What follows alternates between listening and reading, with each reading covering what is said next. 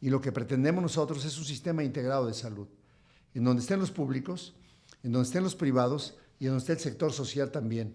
Por darte un ejemplo, si tú tienes un niño que tiene una leucemia, un cáncer en la sangre, y en el Seguro Social no hay el especialista ese día porque se enfermó, se fue de vacaciones, nada más ayuno, renunció. Bueno, en León, Guanajuato, y en Guanajuato hay muchos más especialistas en el sector privado. ¿Por qué no usarlos? ¿Por qué tenemos que esperar a que el niño fallezca hasta que llegue burocráticamente el que le toca?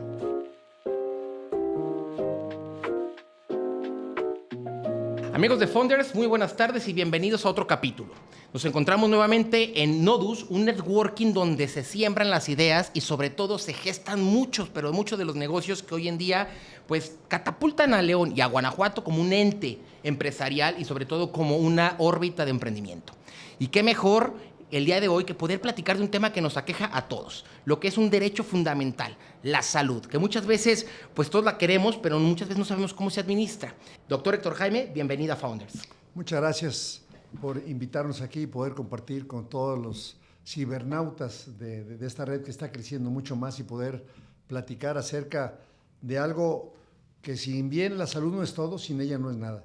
Es decir, hoy necesitamos tener muchos más años de vida y darle más vida a esos años, es decir, tener una buena calidad de vida en un México donde los hombres tienen una esperanza de vida de 73 años, las mujeres de 78, y yo te aseguro que hoy de los que nos aprecian en estos medios de comunicación, más de alguno en su casa o en su familia hay alguien con diabetes, hay alguien con la presión alta, conocen a alguien que padeció de un cáncer, o conocen a alguien que quizás tuvo un accidente o una lesión. De forma tal que cuando hablamos de esto hay que llevarlo siempre a título individual, porque cuando alguien está sano se olvida.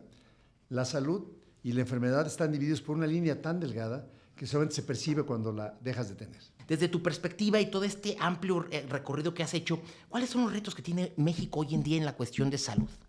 Si me preguntas, yo creo que el principal reto es entender precisamente que salud no es atención médica. Ese es el primer gran reto. Si ahorita le preguntáramos a una persona qué tal durmió, si la persona durmió 3 horas solamente, quizás no está muy sana. Si le preguntamos a alguien que está entrando en la menopausia, puede tener depresión y eso no lo consideramos. Si le preguntamos a qué horas comió o a qué horas desayunó, quizás no lo pueda decir. Si ingirió o no algún adictivo, llámale cafeína, llámale un cigarro, llámale alcohol. Entonces hay 19 factores que influyen en el resultado de la salud que no tienen que ver con la atención médica. Agua potable, la capacidad en los municipios como León con un rastro donde la carne tenga sanidad. Estamos tomando ahorita un agua y estamos planteando que el agua está potable. Es decir, hay muchos factores que se llaman determinantes de la salud. Y los otros 3 grandes grupos, como tú bien lo mencionaste, que son importantes, es, ¿cómo se va a financiar la salud? No importa de quién sea, pública o privada. ¿Quién va a prestar el servicio, público o privado? Y por último, en este gran esquema, ¿quién va a regular el sistema de salud? Cuando tú te vas a operar o vas a atenderte un parto, ¿qué esperarías de ese profesional? Pues yo esperaría que fuera un profesional que hubiera terminado su licenciatura, que hubiera cubierto los requisitos de ley, si es un especialista que tenga los créditos de la especialidad, que se esté actualizando, que esté certificado. Si vas a un hospital, tú esperarías que así como tomamos con confianza esta agua de este frasco, sea un lugar en donde el hospital esté certificado. Significa que la luz, aunque se vaya, entra rápidamente a una planta de emergencia para si estás con un respirador no falle y no te vayas a morir porque falló la luz. Tú estás esperando que los acabados sean higiénicos para que no se acumulen bacterias. Tú estás esperando que los medicamentos y los profesionales de salud, enfermeras, nutriólogos, químicos, odontólogos, tengan la calidad de vida. Y también estás esperando que si tú vas a atender un tema de muchísimas gentes, también tenga la posibilidad de atenderse en un lugar con infraestructura básica. Y entonces, desde tu expertise, ¿qué se dejó de hacer? ¿Por qué vemos hoy en día un déficit en atención de los hospitales públicos? Vemos accidentes por lo menos unos 3, 4 cada 6 meses, cosas que anteriormente no pasaban. ¿Qué fue lo que pasó? Mira, yo creo que son 2 cosas que influyen. Una es que no pasaban y la segunda es que a lo mejor no se visibilizaban hoy como en redes sociales. Y si hoy en cualquier hospital pasa algo y todo el mundo saca su celular y lo documentamos. Es una gran ventaja en la transparencia. ¿Cuántos derechohabientes tendrá el Seguro Social en León, Guanajuato. ¿Cuántos en Guanajuato capital y cuántos en México? 53 millones. ¿Cuántas camas de hospital? O sea, hay indicadores profesionales para saber cuánto debes de tener de infraestructura, a tu pregunta que era muy importante. Es decir, aquí el tema es, debe haber por lo menos una cama de hospital por cada 1,000 derechohabientes. El Seguro Social el año pasado nomás tenía 0.7. Entonces, cuando tú ocupas una cirugía, te programan, llegas en la mañana, te dicen, no hay camas, pues porque no las tiene. Entonces, el Seguro Social ha tenido como privilegio el ahorrar dinero, no en entregar infraestructura. Por eso no hay mantenimiento en los elevadores. Si ves un niño muerto en el sur del país, otro elevador en Chihuahua la semana antepasada que se cayó con profesionales.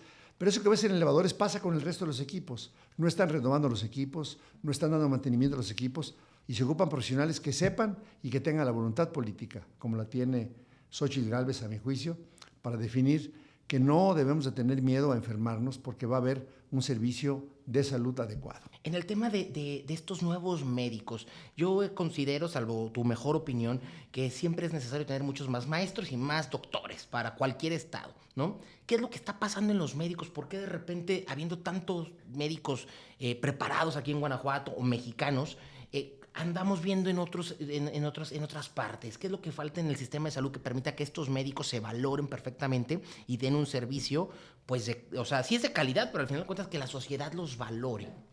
Mira, primero comentarte que este gobierno ha despreciado mucho a los profesionales de la salud, no solamente los médicos, estamos hablando de muchísimas disciplinas de la salud, rehabilitadores, radiólogos, enfermeras, químicos, nutriólogos, farmacéuticos, comunicadores en salud, antropólogos sociales, porque no los está contratando.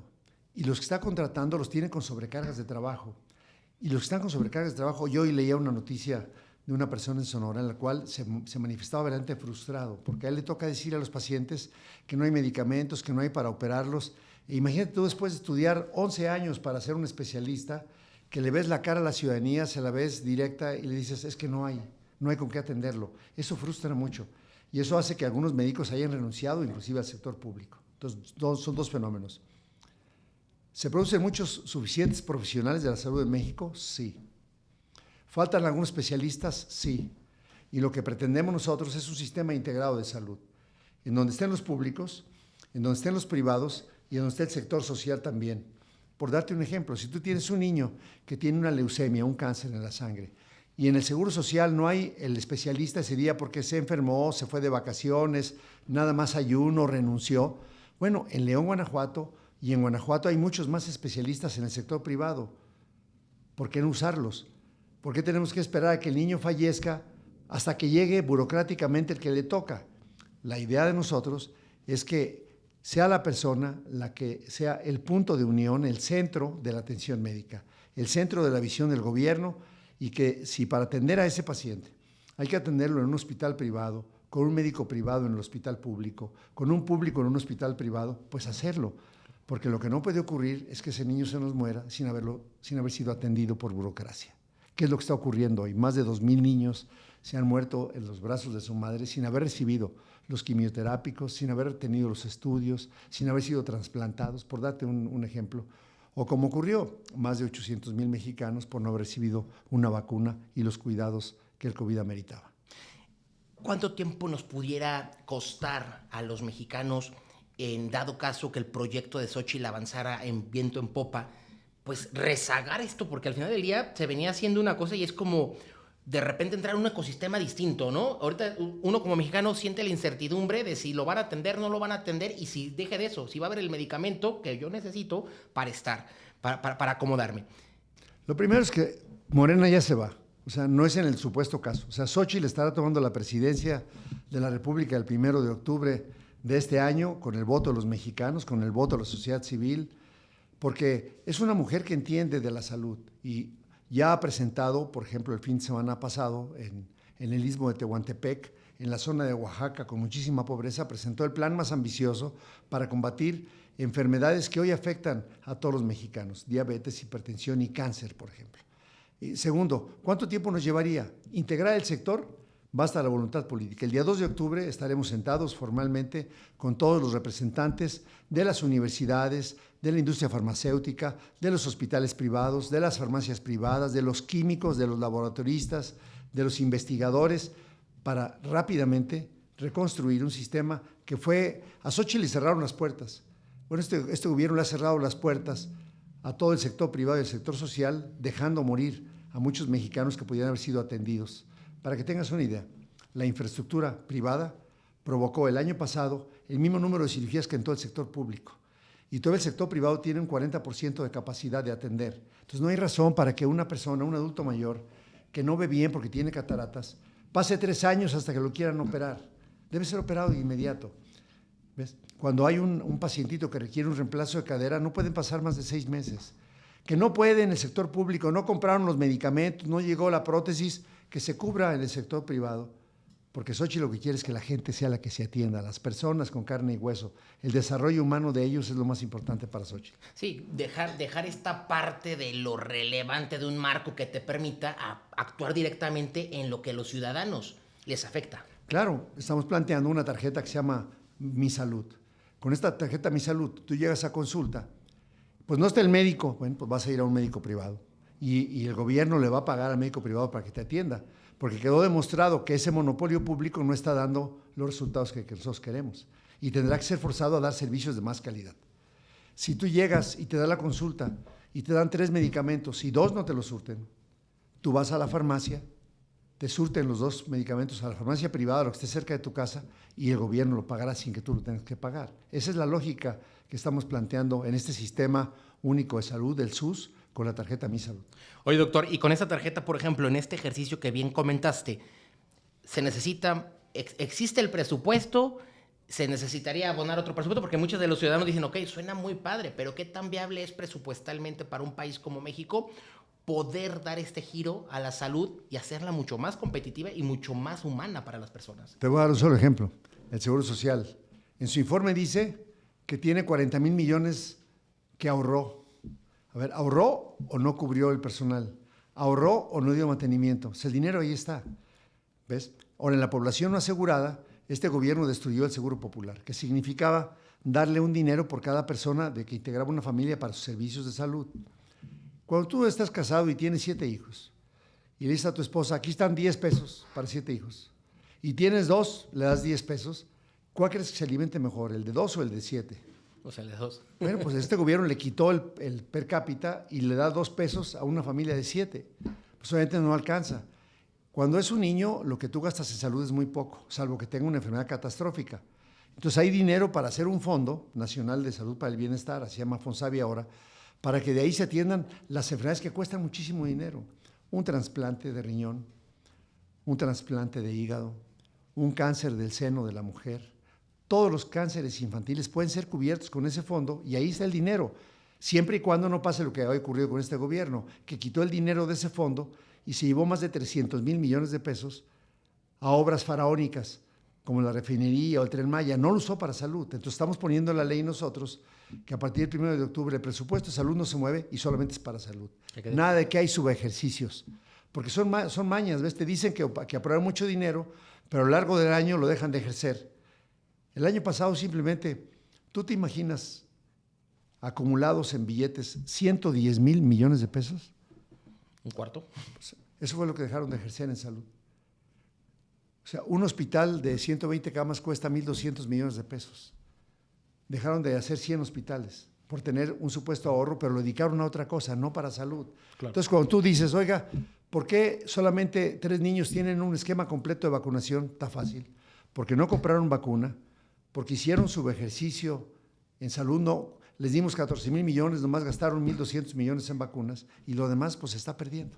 Se va para Hacienda y se va para los proyectos del presidente. O sea, para Xóchitl no es la refinería el megaproyecto, es la gente, para que teniendo salud, teniendo educación y teniendo esas capacidades puede tener una mejor economía para que ella y su familia puedan tener casa, vestido y sustento, y a veces un poquito más para alguna diversión y tener su corazón contento. Claro. Doctor, hace unos días dabas un mensaje por ahí por redes sociales donde mencionabas, y me llamó mucho la atención porque al final del día es el uso de la tecnología para eficientar políticas públicas, procesos, proyectos, lo que tú quieras, las teleconsultas. Este tema, ¿de dónde nace esta iniciativa y cuál es como su impacto real para el ciudadano?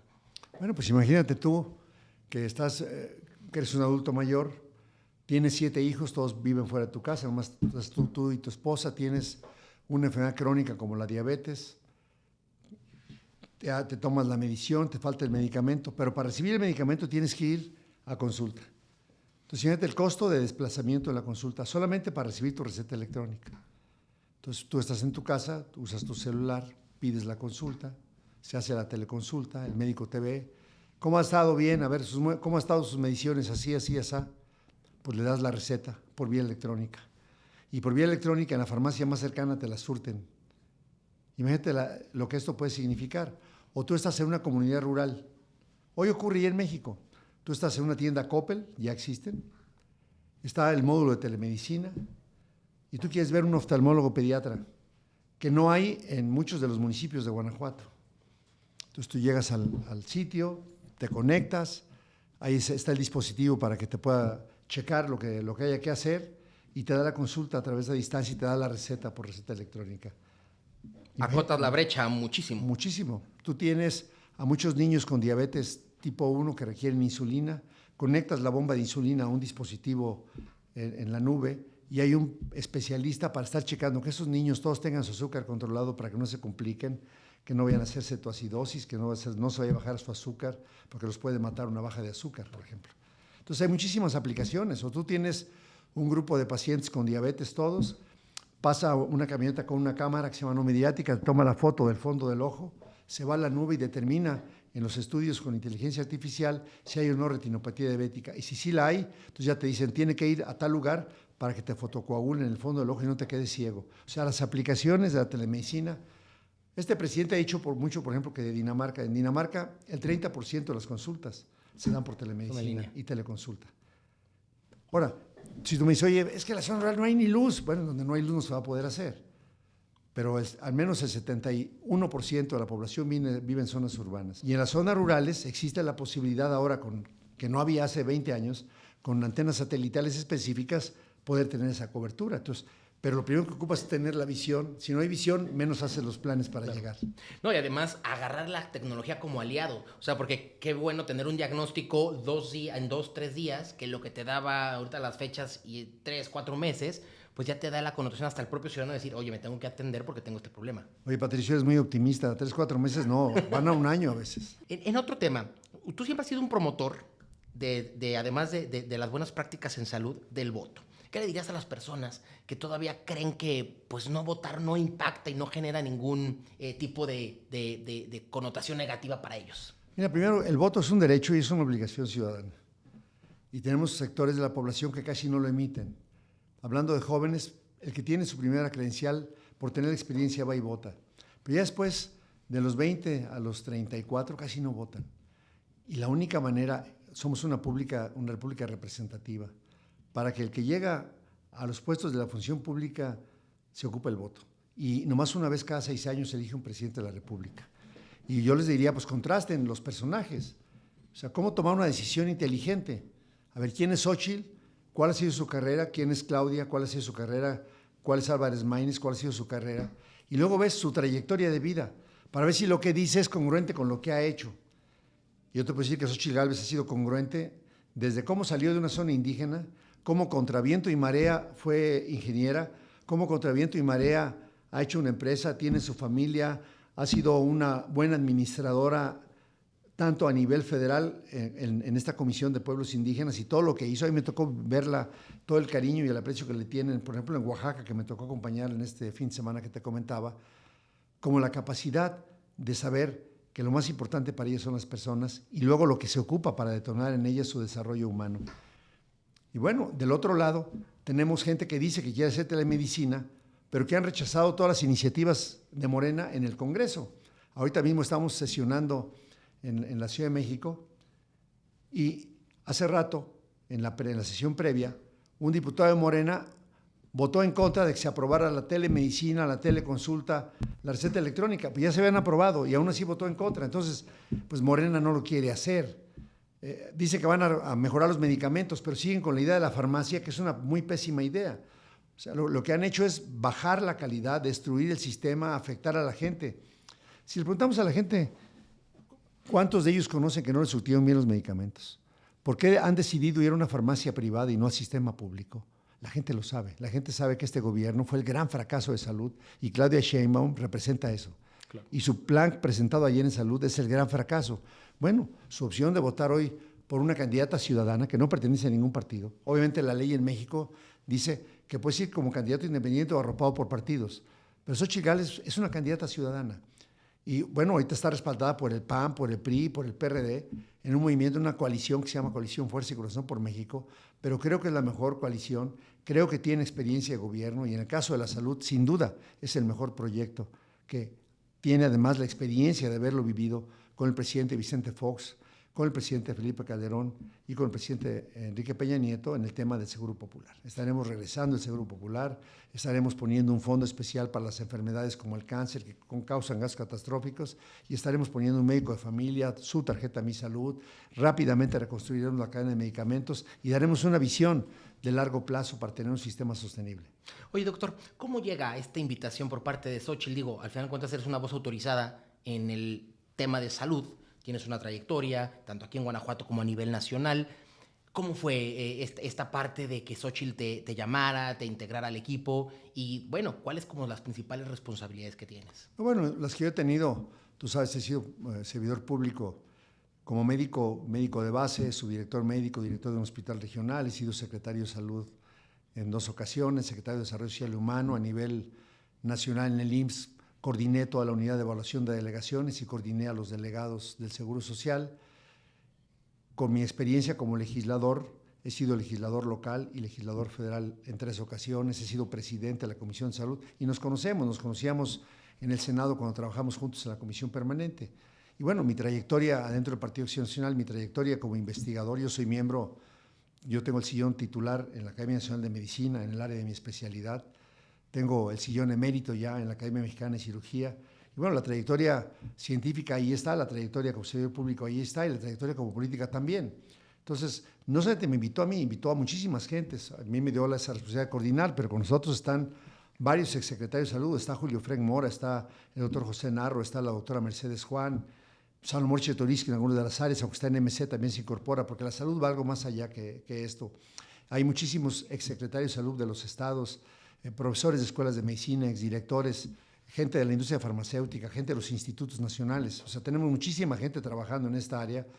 Para que tengas una idea, la plataforma de Acción Nacional se hicieron con más de 3,200 consultas a organismos, a asociaciones, a sociedades civiles, a especialistas en el área, a pacientes, como lo hizo Xóchitl el propio sábado, que estuvo platicando con enfermos del Seguro Social y del IMSS Bienestar, viendo qué les duele y cuáles son las propuestas para poderlas poner en realidad. Entonces, Xóchitl tiene la humildad de decir, juntémonos con los que saben y siempre toquemos la puerta de los más expertos, pero teniendo como centro lo que al paciente le duele. El único que vive 24 horas por 7 días de la semana es el que tiene la enfermedad, claro. No el burócrata, ni siquiera el profesional de la salud. Por eso hay que el paciente tome elemento central en la toma de decisiones de su salud y de su atención.